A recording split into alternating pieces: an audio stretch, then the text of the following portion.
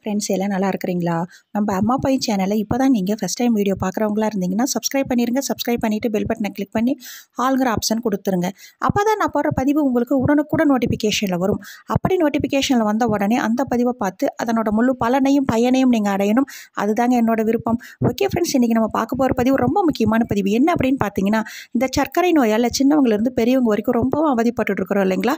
நான் சொல்கிற இந்த சிறு உருண்டையை காலை, மதியம், இரவு இந்த 3 நேரமும் நாம் டிஃபன் சாப்பிட்டாலும் சரி, சாதம் சாப்பிட்டாலும் சரிங்க, நீங்கள் சாப்பிட்றதுக்கு அரை மணி நேரத்துக்கு முன்னாடி இந்த ஒரே ஒரு உருண்டையை சுடுதண்ணி கொஞ்சம் வச்சு நீங்கள் அந்த உருண்டையை வாயில் போட்டு இந்த சுடுதண்ணியில் அதை குடிச்சிடணும். குடிச்சிட்டு அரை மணி நேரம் கழித்து நீங்கள் சாப்பிடுங்க.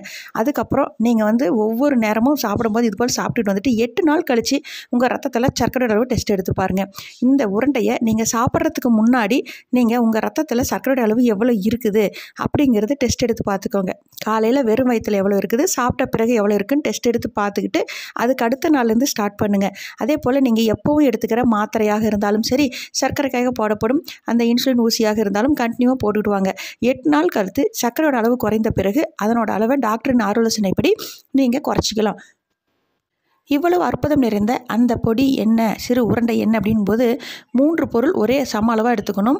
அதில் முதல் பொருள் பாகக்காய் வத்தல், அதே போல் 2வது பொருள் மணத்தக்காளி வத்தல், 3வது பொருள் சுண்டைக்காய் வத்தல். இது 3 50 கிராம் எடுத்து நல்லா சுத்தப்படுத்திடுங்க.